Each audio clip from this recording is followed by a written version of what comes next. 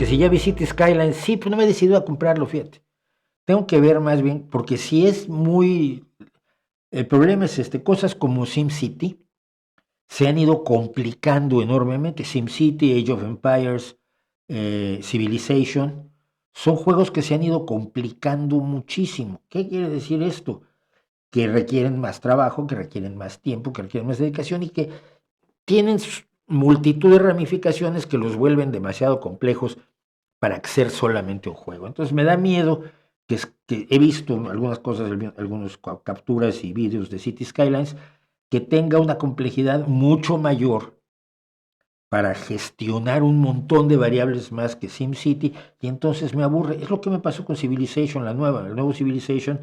Manejas tantas variables que ya las que tenías eran, al principio eran suficientes, que me acabé hartando de él, ¿no?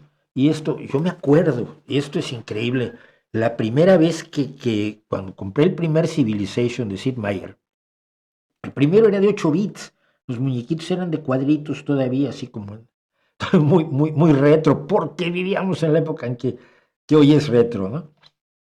Y yo me acuerdo que hice una comida en mi casa, un montón de amigos, hice parrillada, estuve allí haciendo carnes y chorizos y hamburguesas para la peña.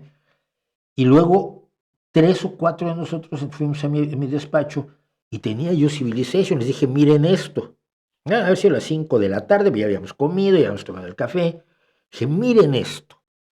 A las 6 de la mañana estábamos jugando Civilization y además que es un compañero español, por cierto, que vive ahora en Madrid, vivía en México, quería guerra y quería atacar todo, y otra chica era más de estrategias políticas, pero vamos que nos metimos 13 horas jugando Civilization, super primitivo Civilization de Sid Meier, y era una gozada, era una absoluta gozada.